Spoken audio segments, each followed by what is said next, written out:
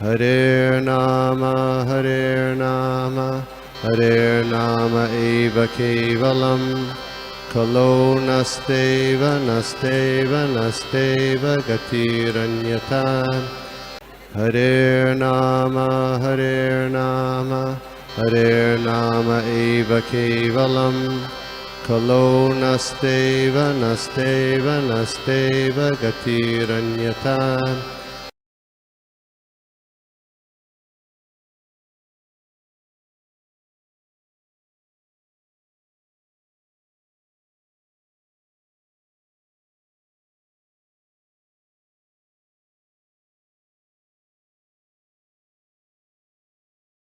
तो पहले मैं सिर्फ श्लोक और उसका अनुवाद पढ़ने वाला हूँ। धर्म उवाच एतद्वः पाण्डवेयाना युक्तम् आर्ताभयं वच येषां गुणगणैः कृष्णो दौत्यादौ भगवान् कृतः। अनुवाद।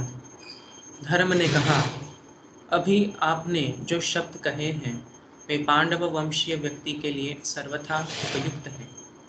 पांडवों के भक्तिपूर्ण गुणों से मोहित होकर ही भगवान कृष्ण ने दूत का कर्तव्य निभाया।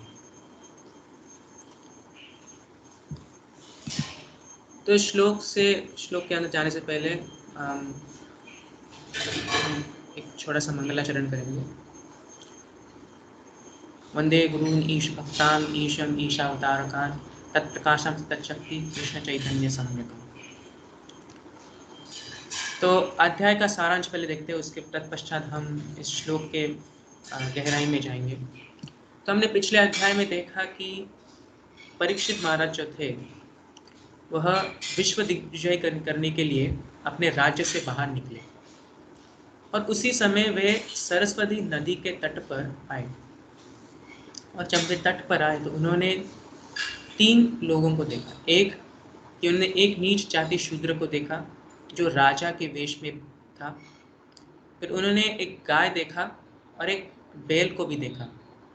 और जो शूद्र जो था वो उस गाय तथा बैल को लाठी से पीट रहा था। तो इधर गाय जो है वह भूमि देवी है और बैल जो है वह धर्म है। तो तत्पश्चात जब उन्होंने देखा कि ऐसा हो रहा है तो अपने गंभीर वाणी में उन्होंने अपने धनुष्य बाण लिए और परीक्षित महाराज ने शूद्र को पूछा कि तुम कौन हो ये करने वाले। और उसके बाद उन्होंने दिया कि तूने यह किया है, मैं तुझे दंड देने वाला हूँ। और उसके बाद उन्होंने गाय को पूछा कि तुम कौन हो, और बैल को भी पूछा कि तुम कौन हो, क्योंकि वह इस परिस्थिति को देख के बहुत हैरान हो गए कि पर उन्होंने कहा कि आपको डरने की कोई आवश्यकता नहीं है, मैं आपको पूरी रक्षा देने वाला हूँ, आप शोकमय मत होइए। कि उसके बाद उन्होंने धर्म से पूछा, मतलब उस बैल से पूछा कि उस दुष्ट व्यक्ति का नाम बताइए जिसने आपको इस हाल में आपको लाया है। कि और उसके बाद उन्होंने कहा कि जो अपराधी जो है उसे मुझसे डरना चाहिए, चाहे वो स्वर्ग का निवासी हो या कोई भी हो, उसे मुझे डरना चाहिए। क्योंकि शासक जो है, राजा जो है, उसका एक कर्तव्य होता है। वो तो कर्तव्य क्या है, जैसे हर वर्ण में हर एक ब्राह्मण क्षत्रिय वैश्य शूद्र हो, उसका एक कर्तव्य होता है। तो एक शासक का परम धर्म क्या है, जो कानून पालन करने वाला व्यक्ति हो उसका संरक्षण करना। तो इधर गाय और बैल जो है उनका एक राजा का एक धर्म होता है कि उनका संरक्षण करे। और जब उस धर्म जो बैल ने जब ये सुना, ये ऐसे वाणी सुनी, इसीलिए धर्म ने इस 17वां श्लोक है, ये धर्म कह रहा है, मतलब बैल कह रही है कि जैसे कि मैंने अपने शब्द सुने, मुझे तभी पता चला कि आप एक पांडव वंशीय व्यक्ति, पांडव वंश के हो, और आपकी भक्तिपूर्ण गुणों से मोहित होकर ही भगवान कृष्ण ने एक दूत का कर्तव्य निभाया आपके। तो आज हम दो विषयों पर देखेंगे, विस्तार रूप से देखेंगे। पहला है शब्दों से व्यक्तियों को समझना, और दूसरा है भगवान श्री कृष्ण को आकर्षण करने का रहस्य। तो दो विषयों पर हम आज चर्चा करेंगे। पहला है शब्दों से व्यक्तियों को समझना। क्योंकि एक प्रश्न उठता है कि बैल जो है, धर्म जो है, उसको कैसे पता चला कि यह जो राजा जो है वो कोई झूठा मूठा राजा नहीं है, अपितु एक एक सत्य धर्म पालन करने वाला राजा है।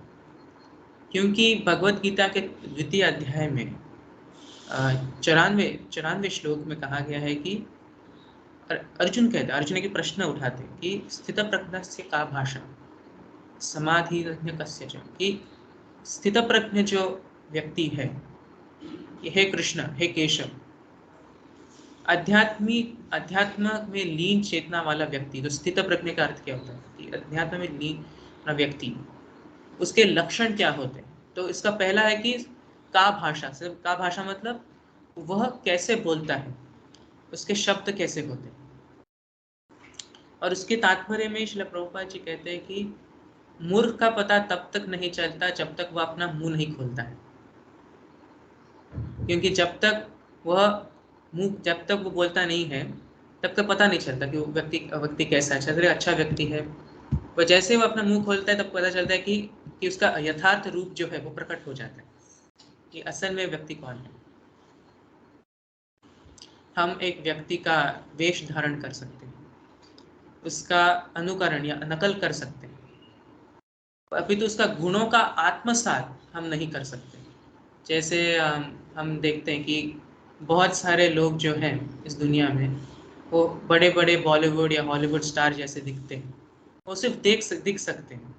जैसे कि हम अगर कोई मूवी देखें तो उसमें कुछ ये जो फाइटिंग सीन जो होता है, लड़ाई वाला, उसमें कभी जो अभिनेता जो होता है वह उसमें एक्टिंग नहीं कर रहे हैं, कोई बॉडी डबल उसको कहते हैं, स्टंट मैन, उसको वो कार्य कर रहे हैं, तो उसकी नकल वो कर रहे हैं। पर उसके जो गुण हैं, कि जो अभिनेता के जो गुण हैं, वो अभिनेता के गुण को आत्मसात नहीं कर पाते। यह तो हो गया क्या कहते हैं भौतिक दृष्टिकोण से। तो आध्यात्मिक दृष्टिकोण से हम कैसे देख सकते हैं कि बहुत सारे लोग जो है वो अपने आप को संत मानते हैं, ठीक है, अपितु अगर हम उनके भाषण को सुने तब हम प्रश्न उठता है कि सचमुच में संत है, भगवान के कोई भक्त है कि नहीं। क्योंकि भगवान कुछ तो अपने शास्त्र में कुछ और कह रहे हैं और ये संत तो कुछ और ही कह रहे हैं। तो एक व्यक्ति के भाषण से हमें समझना चाहिए कि व्यक्ति कैसा है, हमें उसके चिकित्सा करनी चाहिए। इसीलिए जब भक्ति में अगर हमें आगे बढ़ना हो, किसी भी व्यक्ति को भक्ति में आगे बढ़ना हो, उसको या स्पिरिचुअलिटी में, लेट्स मेक इट जनरलाइज, कि स्पिरिचुअलिटी में आगे बढ़ना हो तो उसको गुरु की आवश्यकता है। पर वो गुरु को कैसे पता चलेगा कि वह गुरु जो है वो असली में गुरु कोई ढोंगी नहीं है, कि हमें उसके प्रश्न पूछने थे, परिप्रश्नेन सेवया। और हमें यह भी देखना चाहिए कि उसने वेद का पठन किया है कि नहीं, उसको शास्त्र का जो क्या कहते हैं सारांश है उसको मालूम है कि नहीं। तो यह हम प्रश्न करने से हम जान सकते हैं। अभी तो अगर हम उसके तात्पर्य में पढ़ेंगे, इस श्लोक 17वें अध्याय के 17वें श्लोक में तात्पर्य में पढ़ेंगे, तो महाराज परीक्षित जो है वह ऐसा क्यों कहते हैं कि स्वर्ग का भी निवासी हो तो उसे डरना चाहिए। एक तरफ से देखा जाए तो अगर वो कहते हैं कि कोई पृथ्वी में कोई भी हो तो उसे डरना चाहिए, तो समझ में आ जाता है। पर स्वर्ग का निवासी, ये तो बहुत बड़ी चेतावनी है। क्या महाराज परीक्षित गर्वित थे, ऐसा एक प्रश्न उठता है। तो इसका उत्तर है कि नहीं, वह गर्वित नहीं थे। क्योंकि भगवत भक्त जो होता है, भगवान का जो भक्त होता है, वो कभी कभी भगवान के समान और कभी उनकी कृपा से उनसे भी बढ़कर शक्तिशाली होता है। यह भगवान की उस भक्त के ऊपर एक असीम कृपा है। और पंचम स्कंद के कहा गया है, बहुत सुंदर श्लोक है 18वें अध्याय में, अगर याद करूँ तो, कि यस्यास्ति भक्ति भगवती अकिंचन सर्वे गुण समसमाते सूरा, कि जो भी उत्तम भक्ति करता है, शुद्ध भक्ति करता है, किसके किसके प्रति? भगवान वासुदेव के प्रति, तो उसको क्या क्या मिलता है, उसका क्या प्राप्त होता है उसको? कि सभी देवता के जो गुण हैं, महान गुण हैं, कि धर्म, ज्ञान, त्याग, इसके उसमें उस भक्त में प्रकट हो जाते हैं। सिर्फ शुद्ध भक्ति करने से किसके प्रति? भगवान वासुदेव, भगवान कृष्ण के प्रति ये सारे गुण जो है वो प्रकट हो जाते हैं। फिर से हम अगर उस तात्पर्य में जाए, जो शास्त्र का जो श्लोक है, उसमें कहते हैं कि कभी कभी भक्त ऐसी चेतावनी देता है कि सामान्य रूप से देखा जाए तो वह बहुत ही असंभव है, अभी तो भगवान की कृपा से वह पूरा हो जाता है। तो इसका हम उत्तर देखेंगे, इसका पुष्टि करेंगे 9वें स्कंद में भी, कि जब दुर्वास मुनि स्वयं कहते हैं कि जिन लोगों ने शुद्ध भक्ति की हो भगवान श्री कृष्ण के प्रति, उनके लिए क्या करना असंभव है और क्या त्याग करना असंभव है। दुर्वास मुनि कहते हैं कि क्योंकि भगवान का नाम सुन के व्यक्ति शुद्ध हो जाता है, कि इसकी शक्ति है, भगवान के नाम की शक्ति, और इसीलिए बड़े बड़े संत जो है उसका, भगवान के नाम का स्मरण करते हैं, उसकी पूजा करते हैं। जैसे नामाष्टक के पहले श्लोक में कहा गया है, अयमुक्त कूले रूपास्यमानम परितस्वाम हरि नाम संश्रया, कि मुक्त कूलर जो है कौन है? नारद और सुखदेव गोस्वामी। अभी मुक्त कूलर उपासना, वो भी भगवान के नाम की उपासना करते हैं, मुक्त कूल। और निखिल श्रुति मौली रत्नमाला द्युति नीराजित पाद पंकजा, की ये उपनिषद जो है यह भी भगवान के नाम का उपासना करते हैं। इसलिए भगवान का जो भक्त जो है वो तो भगवान का नाम हर एक क्षण लेता है, क्योंकि एक क्या कहते हैं, गुण जो है एक भक्त का, वह यह है कि वह कभी भी एक अपना जो समय है व्यर्थ नहीं बिताता। भाव भक्ति में कुछ गुण, कुछ लक्षण होते हैं। लोग कहते हैं ना कि मैं क्या कहते हैं, भावमय भक्ति कर रहा हूँ, तो उसके कुछ गुण होते हैं, लक्षण होते हैं, हमें देखने चाहिए वो लक्षण। तो एक वजह है कि अव्यर्थ कालत्व, एक गुण है कि वो अपना समय जो है वो मूवी या टीवी या सोने में नहीं बिताता, हर एक क्षण भगवान की सेवा में लगाता है, श्रवण करने में, कीर्तन करने में, स्मरण करने में, जो भी। तो वह यह जो है, यह भगवान का जो भक्त है उसके गुण है। तो अगर हम देखेंगे, क्योंकि इधर कहा गया है कि अगर कोई भक्त वचन दे तो सामान्य रूप से उसको पूरा करना कठिन है, पर भगवान की कृपा से वो ठीक हो जाता है। तो इसका एक बहुत ही सुंदर उदाहरण है, वह है कि यह इस्कॉन संस्था। ये इस्कॉन संस्था जो है, श्रील प्रभुपाद ने, जब श्रील प्रभुपाद जी 70 साल के थे, तब वे जलदूत के नाव से वह गए अमेरिका, और उधर उस अवस्था में, उस उम्र में, उस आयु में उन्होंने इस्कॉन की जो संस्था है उसकी स्थापना की। और किन किन को भक्त बनाया? जो लोग मांसाहारी थे, मेद लेते थे इत्यादि। तो ये हुई इस्कॉन संस्था।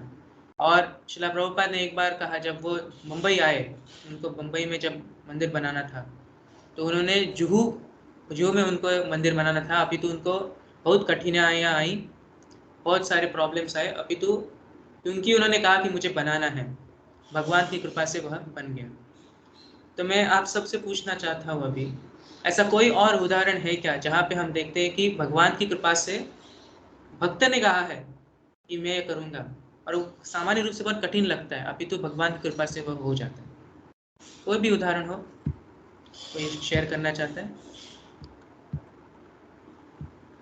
प्रश्न था कि कोई ऐसा उदाहरण है क्या कि जब भक्त ने कहा, एक वचन दिया है, और सामान्य रूप से वह कठिन है, अपितु भगवान की कृपा से वह पूरा हो जाता है? तो एक दास जया जी। हरे कृष्णा प्रभु। जी माता ध्रुव जी। महाराज का ध्रुव महाराज ने भी प्रण लिया था कि अब मैं ये सब त्याग दूंगा और भगवान की भक्ति करूंगा और उनको मतलब जो उनको, क्योंकि उनको अपने पिताश्री का प्रेम चाहिए था और राज में भी उनको मतलब था कि राजपाट में भी शायद उन वो एक विरासत में उन्हें शायद मिले, पर इतना नहीं था। पर उन्होंने करके दिखाया कि भगवान के जो भक्ति उन्होंने इतनी की कि उनको पूरा एक लोक मिल गया, ध्रुव लोक। ठीक है, एक एक एक दिशा से हम कह सकते हैं, ठीक है, सही है जी। गोपी मनोहर प्रभु Hare ji. Krishna, Prabhu. Yeah, vachan given by Brahmaji to Hiranyakashipu, which was difficult, but Lord fulfilled it. He gave him boon that he cannot be killed in day or night, or inside or outside. नहीं, इसमें भगवान की कृपा नहीं आती, क्योंकि हर एक देवता जो है उनको कुछ शक्तियाँ दी जाती हैं, तो इसीलिए उन्होंने जो कहा इसलिए वो संभव हो गया। इसमें कुछ ठीक है। एक कोई और कोई, ठीक है, कुंजेश्वरी माता जी। Hare Krishna Prabhu, am I audible Prabhu? Yes, you're audible. Yes Prabhu. I was thinking of the example of Arjuna when he vowed that he would kill Jayadratha by sunset, and Krishna made that happen. Yes, that's a wonderful example. Yes. तो प्रभु जी आपका शुभ नाम? गोविंद चंद्र। गोविंद प्रभु। Yes. So Govind प्रभु कहते हैं कि अर्जुन ने एक उन्होंने एक भाव लिया कि मैं जयद्रथ की हत्या करूंगा सूर्यास्त से पहले। तो एक सामान्य रूप से देखा जाए तो वो बहुत ही कठिन था, क्योंकि वो एक चक्रव्यूह में थे, बहुत सारे बाधाएं थी। अभी तो भगवान की कृपा से वह संभव हो गया। तो बहुत अच्छा उदाहरण है, थैंक यू। तो हम देख सकते हैं कि भगवान की कृपा से क्या संभव हो सकता है इन उदाहरणों से। तो ये हुआ हमारा पहला विषय था कि शब्दों से व्यक्तियों को समझना, कि कैसे व्यक्ति कैसे बोलता है, कि हमें दूसरा आप देखेंगे भगवान श्री कृष्ण को आकर्षण करने का रहस्य। तो इस श्लोक, क्योंकि मैंने दो विषय इसलिए चुने क्योंकि अगर हम इसका अनुवाद देखेंगे उसमें दो चीजें कही गई है। पहले में कि अभी धर्म ने कहा, अनुवाद में फिर से पढ़ रहा हूँ, अभी आपने जो शब्द कहे हैं वे पांडव वंशीय व्यक्ति के लिए सर्वथा उपयुक्त है। इसलिए पहला विषय था शब्दों से व्यक्तियों को समझना, और दूसरा है पांडवों के भक्तिपूर्ण गुणों से मोहित होकर ही भगवान कृष्ण ने दूत का कर्तव्य निभाया। इसीलिए मेरा दूसरा विषय है जो है भगवान श्री कृष्ण को आकर्षण करने का रहस्य।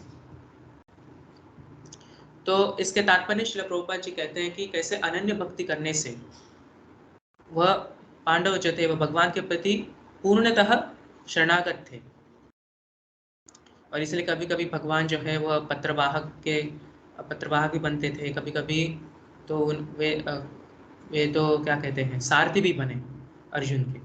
तो ऐसी सेवा उन्होंने क्यों की? क्योंकि भगवान को अच्छा लगता है जब व्यक्ति उनमें सेवा करता है, तो भगवान को अच्छा लगता है अनन्य भक्ति से सेवा करना, तो उनको भी भक्तों की सेवा करनी है। तो इधर एक शब्द आता है अनन्य भक्ति। श्रील प्रभुपाद इसको अंग्रेजी में इसका अनुवाद करते हैं अनअलॉयड डिवोशन। तो अनन्य भक्ति होता क्या है, तो हम इसको देखेंगे अभी। इसका उत्तर दिया गया है भक्ति रसामृत सिंधु के प्रथम विभाग के प्रथम अध्याय के 11वें श्लोक में। तो मैं श्लोक पढ़ना चाहता हूँ। अन्याभिलाषता शून्यम ज्ञान कर्माद्यनावृतम आनुकूल्येन कृष्णानुशीलनम भक्ति उत्तम। तो अनन्य भक्ति इसका अलग, उसका दूसरा नाम है उत्तम भक्ति। उसका और एक भी नाम होता है कि क्या कहते हैं निरपेक्ष भक्ति। बहुत सारे भिन्न भिन्न नाम है। तो अभी हम सिर्फ उसको अनन्य भक्ति या उत्तम भक्ति के नाम से जानेंगे। तो पहला है कि उत्तम भक्ति का क्षमा चाहता हूँ, अर्थ क्या है कि अन्य अभिलाषिता शून्य, जो भी अभिलाषा हो वो शून्य होनी चाहिए, ये अपने आप के लिए नहीं करना चाहिए, कि अपनी भगवान या भगवान के भक्तों के लिए करना चाहिए। अन्य अभिलाषिता शून्य। फिर ज्ञान कर्मा तेनाव्रतम, ज्ञान के मार्ग पर नहीं चलना चाहिए, या कर्म जो है वो भी करना नहीं चाहिए, और आनुकूल्येन कृष्णानुशीलनम, सिर्फ केवल मात्र भगवान के प्रति सिर्फ श्रद्धा पूर्वक सेवा करनी चाहिए। इसे कहते हैं उत्तम भक्ति। जैसे अगर हम कहें कि हम रास्ते पे चल रहे हैं और एक पानी पूरी का अच्छा शॉप दिखता है कि अरे थोड़ा पानी पूरी खा लो, तो यह होती है अभिलाषाएं होती है। हर व्यक्ति के कुछ ना कुछ अभिलाषा होती है, कुछ खाने के लिए होती है, कुछ देखने के लिए होती है, कुछ सुनने के लिए होती है। तो यह अभिलाषाएं जो है हवा में शून्य करनी चाहिए, कि अपने आप के लिए नहीं करनी चाहिए। करना है अगर खाने की इतनी इच्छा है तो पहला हम ये कर सकते हैं कि घर पे बनाओ, भगवान को अर्पण करो, और फिर वो प्रसाद अर्पण करो। और अभी तो हमें एक स्तर पर आना चाहिए कि हम अपने आप के लिए नहीं बना रहे, तो सिर्फ भगवान के लिए बना रहे। सुबह उठ रहे किसके लिए? ताकि हम भगवान की सेवा करें, भगवान के लिए भूख जाए। ऐसे नहीं कि मुझे भूख लगी है अब पर खा नहीं सकता क्योंकि भगवान को लगाना है। तो हमें उस स्तर पर ग्रेजुअली धीरे धीरे पहुंचना चाहिए। तो अंतर्राष्ट्रीय कृष्ण भावनामृत संघ में, इस संस्था में ज़्यादा से ज़्यादा भक्तगण जो है वह भक्ति मिश्र कर्म या कर्म मिश्र भक्ति करते हैं। उनके भी कुछ कर्म होते हैं कि वो ऑफिस जाते हैं, तो कुछ ना कुछ कर्म होते हैं, पर अभी तो भक्ति भी वह करते हैं।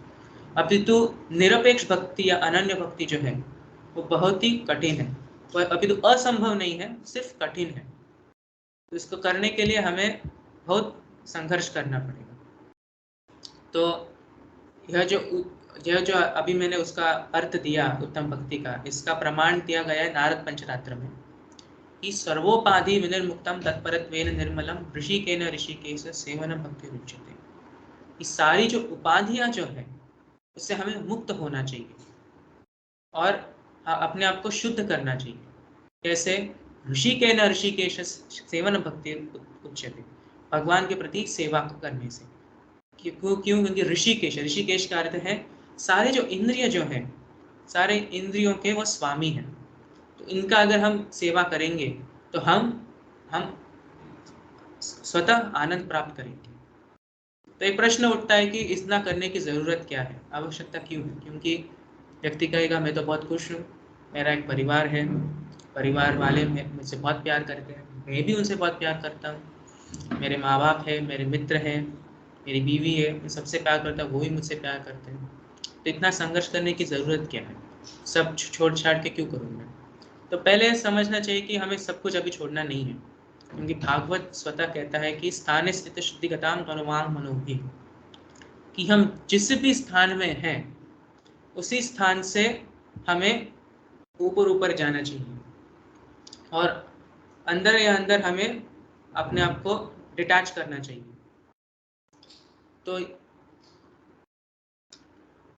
श्लोक जो मैंने कहा, स्थाने स्थित शुद्धिगताम, जिस स्थान में है, आप ब्राह्मण हो, क्षत्रिय हो, वैश्य हो, शूद्र हो, या ब्रह्मचारी, ग्रस्त, वानप्रस्थ, सन्यासी, जो भी वर्णाश्रम में जो भी आप जिधर भी आप हो, हमें श्रुतिगताम, किसका सुनना है? साधु और संतों के मुखारविंद से भगवान के गुणों के बारे में, भगवान की लीलाओं के बारे में हमें श्रवण करना है। तो इससे ये हमारा हुआ स्टार्टिंग पॉइंट, इससे हम हमारी भक्ति का प्रारंभ करेंगे। अभी तो इतने कठिन क्या कहते हैं नियम क्यों हैं? यह नहीं करो, यह नहीं करो, बहुत सारे, क्योंकि इसकी जो विशेषता जो है उत्तम भक्ति की, यह सुन के हम आकर्षित हो जाएंगे। तो क्या है उसकी विशेषताएं? हम सुनेंगे अभी। क्लेशाग्नि शुभद मोक्ष लघुताग्नि सुदुर्लभ संदानंद विशेषात्मा श्री कृष्ण आकर्षण। तो उत्तम भक्ति के जो अनूठी विशेषता है कि पहले क्लेशाग्नि, सारे जो क्लेश जो है आध्यात्मिक, आदि भौतिक, आदि दैविक, इसे पूरा नाश कर देता है। जैसे अग्नि जो है सबका नाश कर देती है, इसी प्रकार से सारे क्लेशों का नाश हो जाता है। शुभदा मतलब देना, जैसे यशोदा मतलब यश, जो यश देती है, तो शुभदा कि शब्द शुभ जो है वो शुभ प्रदान करता है, शुभता प्रदान करता है उत्तम भक्ति। मोक्ष लघुताग्र, मोक्ष मतलब मोक्ष जो है, मुक्ति जो है वो महत्वहीन बन जाती है। अगर हम ज़्यादा से ज़्यादा लोगों को देखेंगे, वह कहेंगे कि हमें मोक्ष प्राप्त करना है,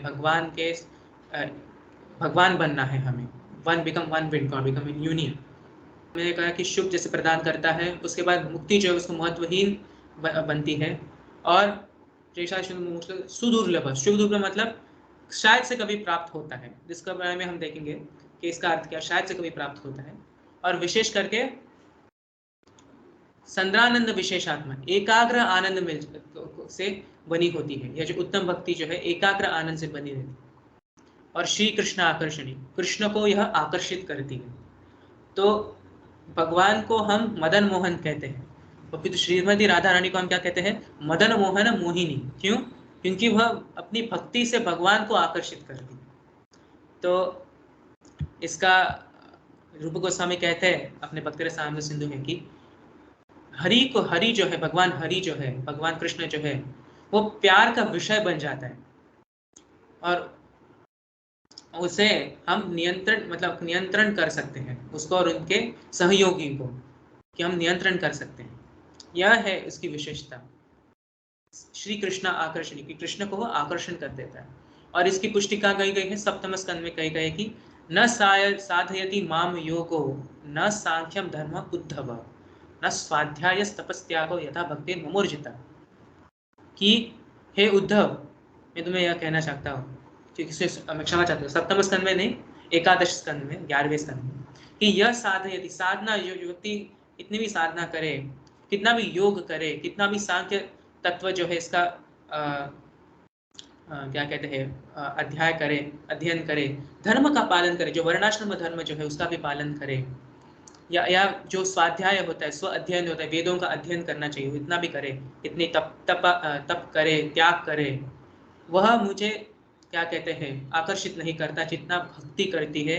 हे उद्धव, मैं तुम्हें यह कह रहा हूँ कि भक्ति जो है ममोर्जिता, मुझे it binds me, I get caught by it, मैं जीत जाता हूँ उसकी भक्ति से।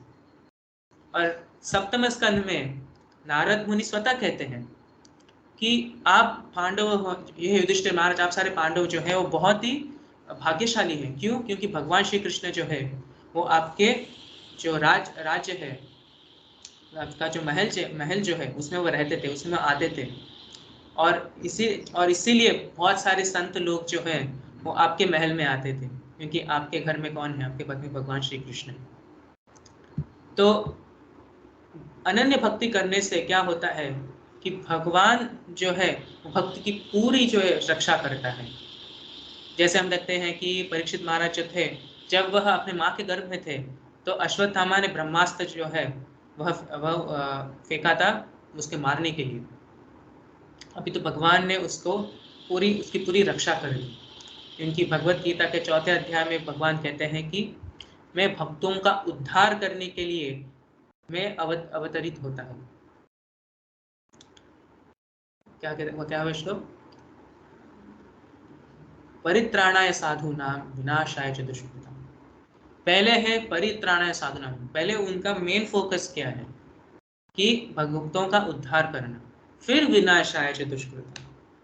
जैसे कि अगर हम कोई किसी फंक्शन में जाए और उधर हम खाना खा रहे हैं और उधर हमारे हाथ में मक्खियाँ बैठ गई, अगर हम मक्खी को ऐसे करेंगे, निकल जाए चल, तो यह हम उस मैरिज या उस फंक्शन में मक्खी मारने के लिए नहीं आए हैं, अपितु वो एक छोटा सा कार्य था, हमने कर लिया। तो इसीलिए जब भगवान कहते कि परित्राणाय साधूनां विनाशाय च दुष्कृतां, विनाशाय च दुष्कृतां का अर्थ है जो मक्खी जो है उसको मारने, चल निकलो ऐसे। और धर्म संस्थापना है, और धर्म की संस्था करना। इसीलिए भगवान युगे युगे हर युग में अवतरित होते हैं, और इस युग में भी भगवान अवतरित हुए हैं। भगवान अवतरित हुए हैं नाम से अवतरित हुए हैं कि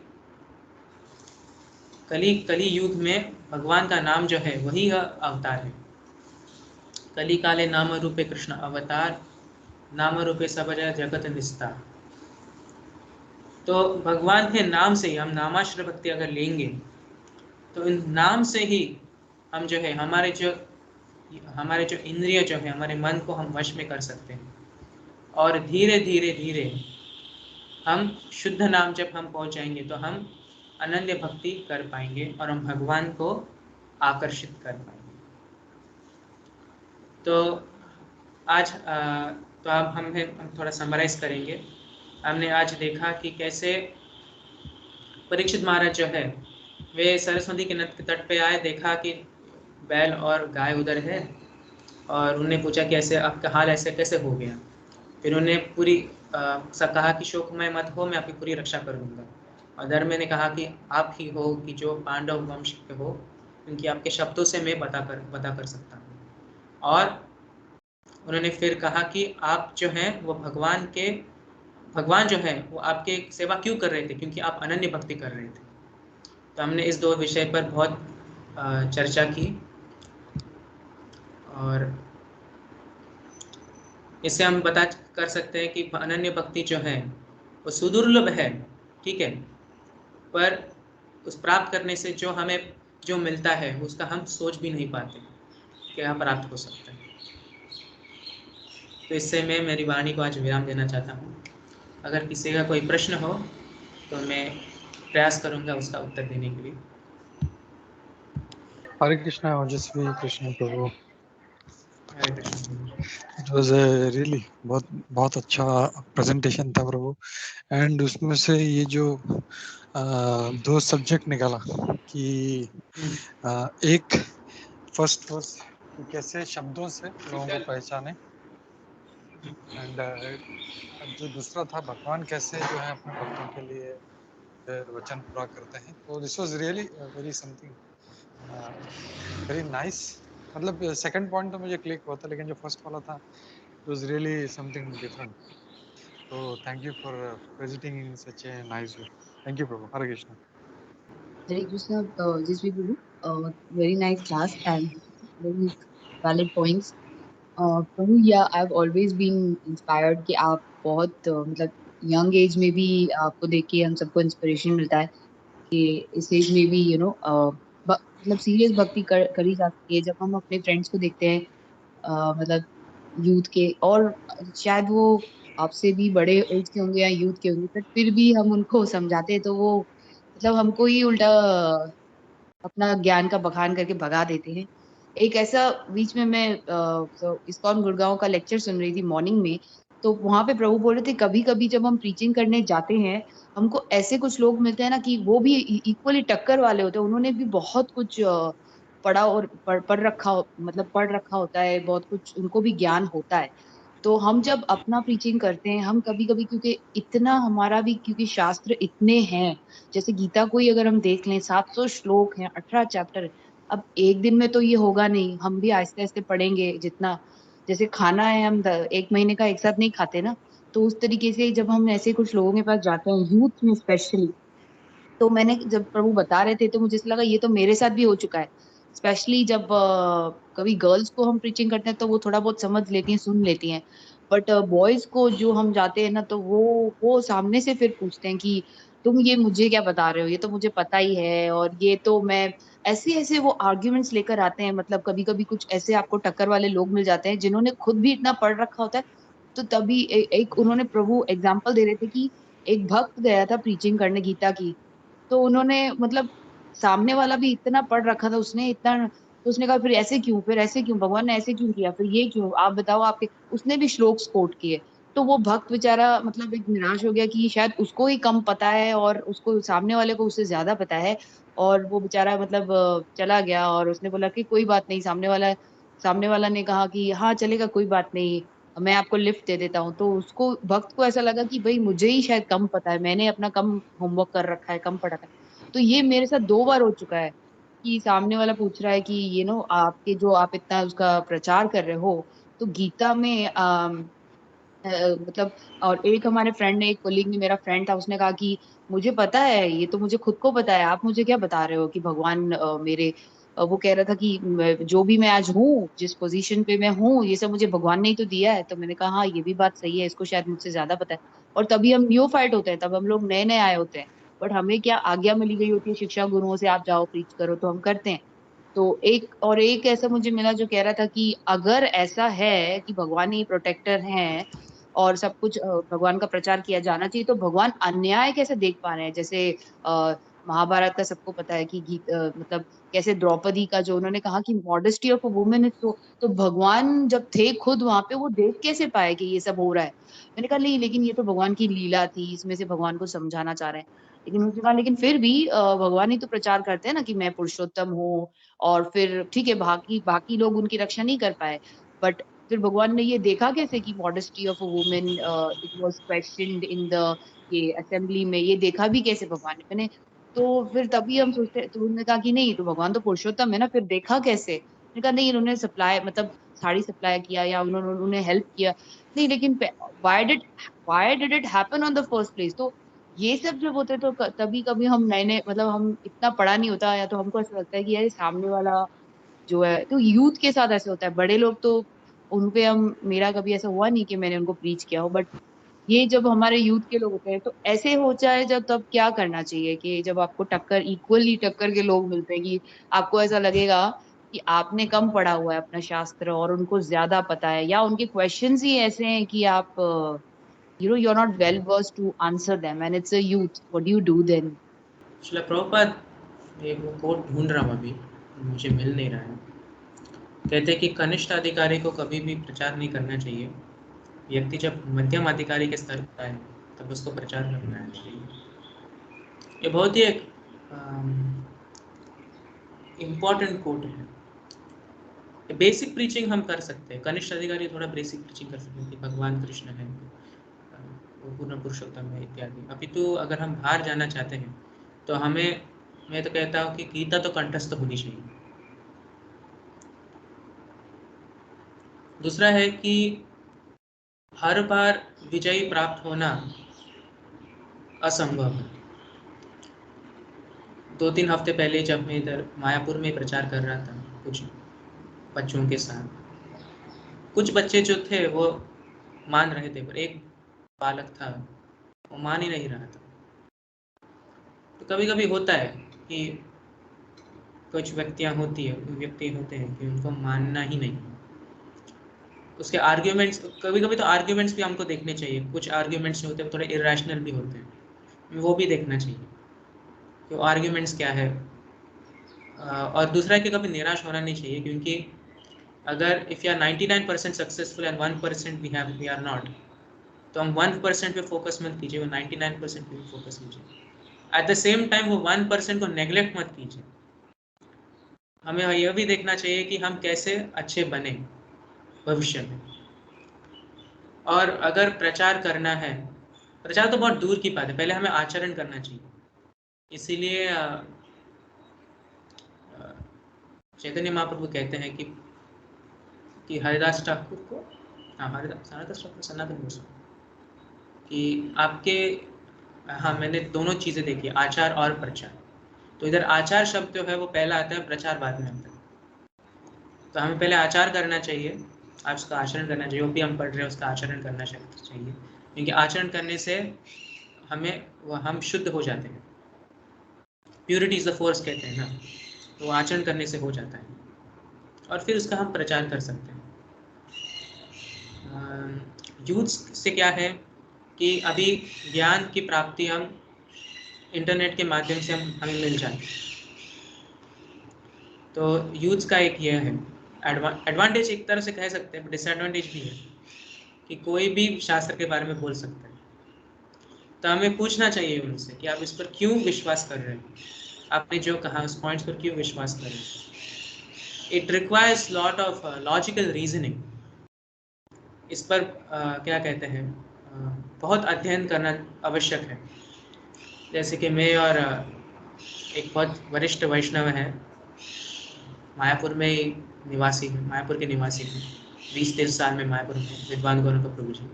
तो मैं उनके साथ बहुत चर्चा करता हूँ इस विषय में कि हम वेद को एक्सेप्ट क्यों करें, वेद में ऐसा क्या है एक्सेप्ट करने की। तो उन्होंने कहा कि तुम पहले व्यक्ति नहीं हो यह पूछने के लिए, अभी तो हमारे आचार्यों ने भी इसके बारे में बहुत विस्तार रूप से अपने शास्त्रों में लिखा है। तो हम इसके बारे में बहुत चर्चा करते हैं कि ऐसा है तो ऐसा क्यों नहीं, ऐसा है तो ऐसा क्यों, ऐसा है तो इसका काउंटर आर्ग्यूमेंट ऐसा क्यों। So it requires lot of debating, arguments, counter arguments, premises, rational arguments. तो यह हो सकता है जब हम भगवान के, या एक्चुअली हमें भक्तों के साथ करना चाहिए। प्रचार करने से पहले हमें भक्तों के साथ करना चाहिए, बहुत ये नेसेसरी है। एक श्लोक है चैतन्य चरितामृत है कि सिद्धांत बोलिया चित्ते ना करे आलस, यह है तो कृष्ण लागे सुदृढ़ मानस। कि सिद्धांत की जब चर्चा होती है हमें आलसी बनना नहीं चाहिए। यह है तो कृष्ण लागे सुदृढ़ मानस, इसे करने से हमारा मन जो है वो सुदृढ़ हो जाता है, दृढ़ता बढ़ती है सिर्फ इस विषय पर चर्चा करने से। कभी कभी हमने ये भी देखा है, प्रभुपाद जी जब प्रचार करते थे तो कभी कभार व्यक्ति जो वो मानता ही नहीं था, तो प्रभुपाद कहते ठीक है आप प्रसाद खा लीजिए, उतना ही ठीक है। तो कभी कभी होते, क्योंकि ये 4 लोग जो होते हैं, दुष्कृतिनो मूढ़ा नराधमा मायाप्रद ज्ञान, ये 4 लोग इस संसार में इटर्नली रहेंगे। और 4 लोग जो है अर्थो जिज्ञासु अर्थाति ज्ञानी, ये 4 लोग भी इटर्नली रहेंगे। और हमें as a preacher, as a प्रचारक, हमें दोनों लोग मिलेंगे, कभी आधा इधर दोनों, मतलब हमें दोनों लोग मिलेंगे। तो हमें निराश होना नहीं चाहिए, ऐसे भी यह कहना चाहता हूँ। Most of the time will be, एक बालक आया, उसने कहा कि आप जो बोल रहे हैं वो सही है, आपके पॉइंट्स जो है वो रैशनल है। मेरे दोस्त लोग हैं, उनको मैं कह रहा हूँ कि थोड़ी श्रद्धा होनी चाहिए, जो भी हम कर रहे हैं थोड़ी श्रद्धा होनी चाहिए, उसके बाद ही हम आगे जा सकते हैं। वो मान नहीं रहे हैं, तो कभी कभी हम सक्सेसफुल रहेंगे, कभी कभी अनसक्सेसफुल, पर यह भी भगवान की एक कृपा है। उनकी भगवान कहना चाहते हैं कि इससे हमारा जो ईगो जो है, अहंकार जो है कम हो जाता है। हमें लगता है कि हमें सब मालूम है। अभी तो हम इसको क्या कहते हैं, इसको समझा नहीं पाए तत्व क्या है। तो भगवान जो है, इससे हमारा अहंकार भी कम होता है। और इससे भगवान यह भी कह रहा है कि तुम्हें और भी बहुत सीखना है। गीता के बाद यही नहीं, आप भागवत भी पढ़ो, चैतन्य चरितामृत, फिर भक्ति विनोद ठाकुर के शिक्षाएं, विश्वनाथ चक्रवर्ती, बलदेव विद्याभूषण, जीव गोस्वामी, षट गोस्वामी के जो पुस्तक जो है, फिर अन्य जो वैष्णव संप्रदाय है, मध्वाचार्य, रामानुजाचार्य, फिर वो हो गए, फिर मायावाद तत्व भी हमें जानना चाहिए कि ये तत्व एक्चुअली है क्या, ताकि हम इसको का रिफ्यूट कर सकें, इनके पॉइंट्स क्या। अगर हम बलदेव विद्याभूषण का एक पुस्तक पढ़ेंगे, कौन सा वो प्रमेय पुस्तक है, नाम भूल गया उसका, उसमें वह मुझे लगता है अलंक नहीं, ठीक है, एक पुस्तक है बलदेव विद्याभूषण का, कि उसमें वह कहते हैं कि एक्चुअली नहीं, एक और एक पुस्तक है बलदेव विद्याभूषण का, नाम है तत्व दीपिका। उसमें वो कहते हैं कि 14 दर्शन है, बुद्धिज्म का है, एक मीमांसका का है, एक मायावाद का, ऐसे 14 वो दिखाते हैं। और वो दिखाते हैं कि ये इनके पॉइंट्स हैं और ये मेरे रेफ्यूटेशंस हैं। अब उन्हें कैसे पता पॉइंट्स क्या, क्योंकि उन्होंने वो पढ़ा है और उन्होंने वो रेफ्यूट कर दिया। और उन्होंने फिर एंड कंक्लूजन में कहा कि गौड़ीय वैष्णव सिद्धांत तो है और सबसे ऊपर है, उससे ऊपर और कुछ नहीं। तो यह एक क्या कहते हैं, वो बहुत सालों के बाद आता है ये, ऐसे नहीं कि नए भक्तों को नहीं हो सकता। अभी तो 10 साल तो लगेंगे इसके लिए, मैं तो कहता हूँ 20 साल भी लग सकते हैं, क्योंकि इसका बहुत कठोर क्या कहते हैं कठोर परिश्रम, अध्ययन करना चाहिए, ये सब तो करना ही चाहिए। अभी तो अगर हम प्रभुपाद जी के पुस्तक पढ़े अच्छी तरह से, ध्यानपूर्वक से, तो हम ज़्यादा से ज़्यादा प्रीचिंग कर सकते हैं, बहुत आसान है। पर इसका हमें भक्तों के साथ करना चाहिए। I hope that answers your question, माताजी। Thank you so much. तो उसमें हमें पता चलता है कि हमें अगर हम कहीं पे लैक कर रहे हैं या उनके प्रश्नों का उत्तर नहीं दे पा रहे, इसका मतलब भगवान हमें बताना चाह रहे हैं कि you still need to do more of your homework and more of listening yourself and then you can preach, right? This is the Yeah, we have to also come at the level of Madhyama Adhikari. You can't stay at Kanishta Adhikari. In the lower stage, yes, so I found it. I'll just read it out for you, Mataji. Preaching is especially meant for Madhyama Adhikaris, not for neophytes. Neophyte devotee does not know how to preach. In the lower stage of devotional service, he cannot become preacher. When he is in a little upper, second stage, he can become preacher. Madhyama Adhikari means teacher. Unless one comes to the Madhyama Adhikari, he cannot preach. और एक बार प्रभुपाद कहते हैं, first of all you become really preacher, then go to preach. Chaitanya Mahaprabhu never wants neophytes to preach. For neophytes, preaching is not their business. Neophytes should stick to the worship of the deity in the temple, and those who have understood the philosophy, applied the philosophy in his life, he should go for preaching. Otherwise, he will preach wrongly. And Prabhupada what's बाद में कहते हैं, we should not remain a neophyte devotee. Kanishta मंत्र आगे बढ़ो. Yes. But Prabhu, we can at least do it to at least invite them, to our programs. Like we have this program जो अभी हम कर रहे हैं, तो ये इसमें तो हम बुला ही सकते हैं. ये भी एक प्रकार की प्रीचिंग होगी, क्योंकि चैतन्य महाप्रभु ये भी कहते हैं ना कि जो भक्त मेरे नाम का प्रचार करता है वो मुझे सबसे प्रिय है. तो भक्त तो यही सोचेगा, मतलब दास तो यही सोचेगा ना कि मैं चैतन्य महाप्रभु को कैसे खुश करूं, वो भगवान ही तो है. मतलब ये भी आता है ना कि कम से कम आप प्रोग्राम के लिए आप में उतना ज्ञान नहीं है, बट आप जो दूसरे हैं उनको इतना ज़रूर बता सकते हैं कि जैसे जन्माष्टमी के लिए हम सब जाते हैं, पैम्फलेट्स बाँटते हैं, आ जाइए हमारा प्रोग्राम है। वो उतनी प्रीचिंग कर सकते हैं कि आप हमारा प्रोग्राम में आ जाइए। Yeah, we can always do that. वो सही है, उसमें कुछ गलत नहीं. अभी तो जो प्रचारक जो है, ओके, उसे बहुत स्ट्रांग होना चाहिए. उस प्रचारक को स्ट्रांग होना. हम प्रीचिंग कर सकते हैं, क्या कर सकते हैं, कृपया आइए, जो हमारे जो भी भक्ति वृक्ष है, लेडीज क्लास, यूथ क्लास, जो भी है, कृपया आइए. तो प्रचारक जो है उसको बहुत स्ट्रांग होना चाहिए, उसकी साधना बहुत स्ट्रांग होनी चाहिए. कनिष्ठ नहीं होना चाहिए. कनिष्ठ जो है वो कभी कभी अपराध करता है. मध्यम अधिकारी जो है वो अपराध बहुत कम करता है. तो as preachers we should be very very strict. मैं तो कहता हूँ कि अपने आप को मारना चाहिए अगर हम कुछ गलत करें तो. Be heavy on yourself, ऐसे कहते हैं, अपने आप को हैवी बनाओ, तब वो सक्सेसफुल होता है. हरे कृष्णा. जी प्रभु जी. Can you hear me? Yes नहीं यस. प्रभु, थैंक यू प्रभु. बहुत अच्छा मतलब जो है कि कैसे प्रचार करना चाहिए, किसको प्रचार करना चाहिए, तो वेरी नाइसली डिफाइंड. मैं इसमें खाली एक चीज इसमें ऐड करना चाह रहा था कि प्रीचिंग में भी लेवल्स हैं अलग. तो जैसे खाली किसी को इनवाइट करना कि आप कीर्तन में आओ, प्रोग्राम में आओ, प्रसादम ले लो, even that is it's kind of preaching. And to शास्त्रार्थ करना और वो सब, दैट्स अ डिफरेंट लेवल.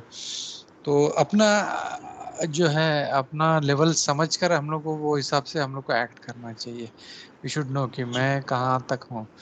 तो कभी कभी हम लोग बहुत एंथुसियास्टिक हो जाते हैं and then we try to get into, क्या बोलते हैं, not argument, but we try to think हम लोग वी कैन डिफीट हिम और समथिंग. बट कभी कभी वो भारी पड़ जाता है. तो we have to be careful. We should know हमारा शास्त्रों का ज्ञान कितना है. और जैसे बहुत अच्छा कहा कि जो मध्यम अधिकारी है, he is supposed to preach. So thank you for that. Hare Krishna. Thank you. Hare Krishna. वंशा कल्पतरुभ्यश्च कृपा सिंधुभ्येव च पतितानां पावनेभ्यो वैष्णवेभ्यो नमो नमः. अनंत कोटि वैष्णववृंद की जय. श्री प्रभुपाद की जय. इस्कॉन वृंद की जय. His grace ओजस्वी कृष्ण प्रभु की जय. हरे कृष्णा. थैंक यू प्रभु. हरे कृष्णा.